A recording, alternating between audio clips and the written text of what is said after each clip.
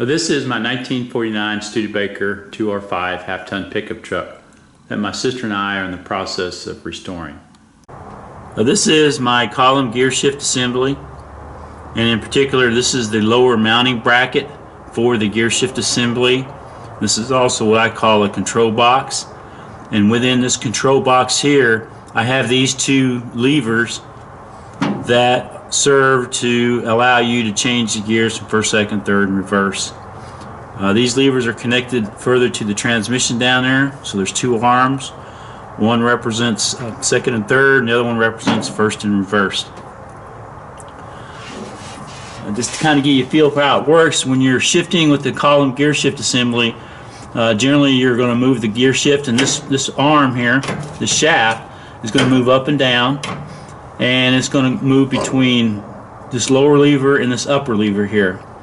But when I took this filler cap off here and I looked inside of there, what I noticed was that for these lever arms here, they're not lining up.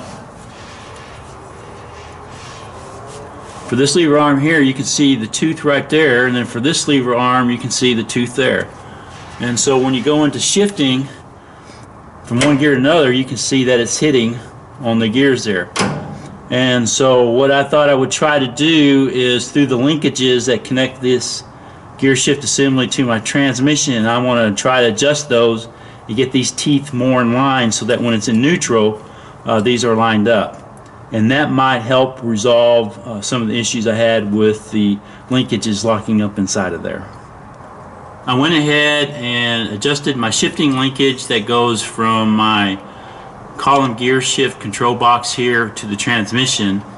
At the ends there's a way to adjust the shifting rods there so that you can make them longer or shorter.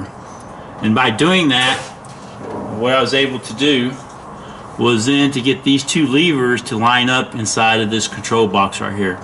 So you can see the teeth here are lining up, and it allows this to be shifted up and to engage these other gears up here.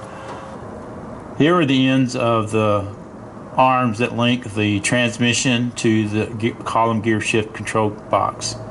As you can see, these are adjustable. You can adjust them in and out, and this is what I used to get those teeth on those levers in the control box to line up. The shop manual talks about a wrench that you can use inside of the gear shift control box to bring those teeth in alignment, but I'm not sure what that is. So this was my approach to solving that problem.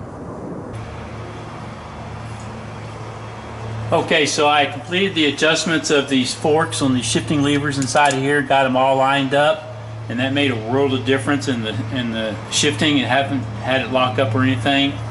And I did go ahead and replace this spring down here. I don't think it may have needed it, but I went ahead and did it.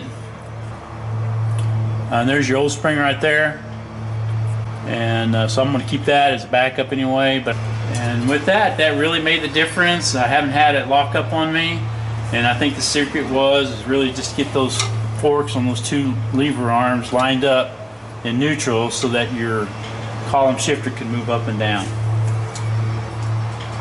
So hopefully this will help somebody else out there. Thank you very much, and bye.